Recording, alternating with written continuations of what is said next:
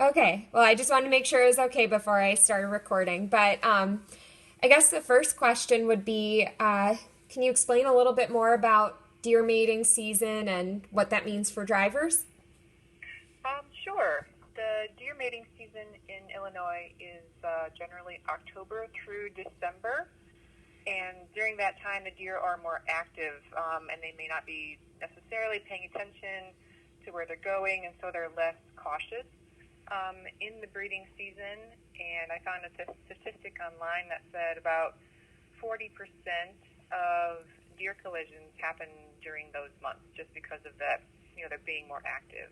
Um, Also, during that time, um, more people are commuting to work closer to dawn and dusk, just because of the shorter days that are kind of coming into play in October through December. So you have this combination of deer being more active and more drivers on the road at dawn and dusk because days are shorter.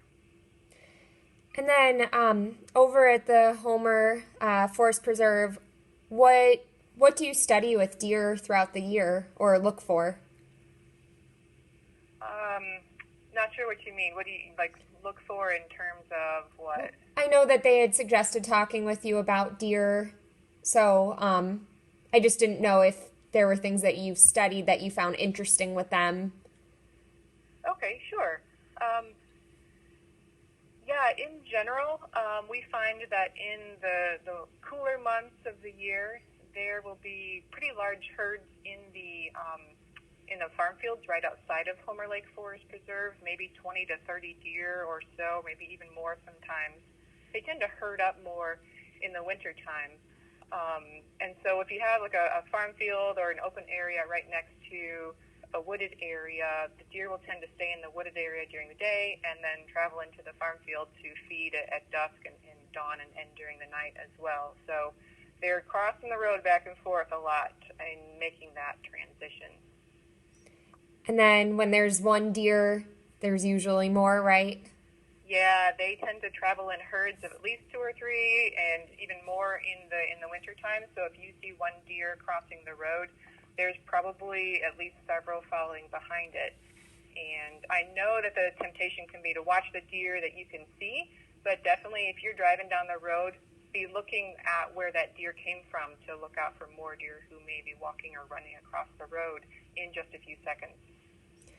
And then is there, I remember hearing when I was younger and first learning to drive, watch out for their eyes, like that'll reflect that's what you should look for if you're in the dark and you're driving. Is that? Yeah, yeah, exactly. It's best to use high beams on your car if it's appropriate, if there's no oncoming traffic.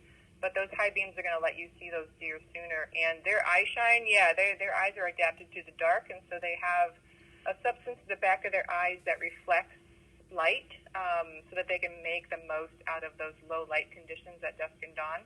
But that means that it reflects the light of your headlights on your car. So you'll see that eye shine about shoulder height for a human, alongside of the edge of the road, and that is something that you can look for. Gotcha. Well, thank you so much for answering all those questions. Is there anything I didn't ask that you thought would be worth mentioning?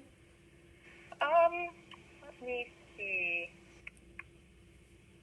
Something that a lot of people may not know is that deer. They say that deer are actually more common in Illinois and generally in the Midwest than they were, say, 100 years ago. Um, about 100 years ago, they were nearly actually wiped out from Illinois because there was so much unregulated hunting, and people would go and harvest them off the landscape and then ship the meat to big cities like Chicago, New York, that sort of thing. So they actually almost had to reintroduce deer into Illinois back then. Um, but then, since then, their habitat has gotten so well that they say that the populations are higher now than maybe they've ever been. So that's really interesting to some folks. Yeah, definitely. I didn't realize that. I kind of would have thought it would have been the other way around. So, Right, you would think, but yeah, it happened to like turkeys and even Canada geese and beaver and those kinds of things. They people used to make a lot of, I guess, money selling their pelts and their meat and that sort of thing until like hunting regulations really kind of helped control that, and that's the reason why we have those animals coming back in Illinois. Gotcha. Well, that's all really interesting. And then for tomorrow, I was wondering if it's okay.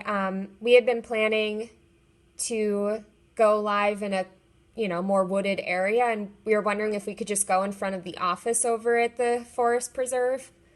Sure. I know that no one would be there at that hour, but just so that we're not on the road. But yeah, actually, I had a meeting scheduled for tomorrow morning, but that one got canceled. So if you guys are here, you don't have to stay outside. You can come in if you want as well. Thank you. We'll probably be out a little earlier than you, but okay. Gotcha.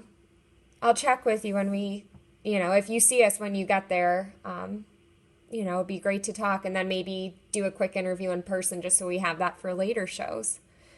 Sure. I usually get here about 8:30, so if that works with your schedule, you can. We might be gone by then, but okay. I appreciate it though. That was really nice. Normally we would be around there. It's we're kind of zigzagging all over tomorrow, so. Yeah. Okay. But thank you so much. I really appreciate it. I'm sorry we didn't get to meet in person. But hopefully we'll... Are there any other things going on that would be worth covering for future stories? Let's see. We're trying out third Saturday hikes here at Homer Lake. So we have one coming up on this Saturday, and then there'll be one in November and December. So that's a new thing for folks, and we're not sure that people really know what's going on yet since it's brand new this fall. So if that's of interest, you guys can use that if you like. Yeah, I will pass that along. I don't work Saturdays, but okay, that might be a good story for our team that does. Sounds good. Yeah, well, thank you so much. And if you think of anything else, you've got my email. Let me know, because we'd love to come out there and do more stories. Okay, cool. Thank you so much, Jen. You too. Have a good day. You too. Thanks. Thanks. Bye.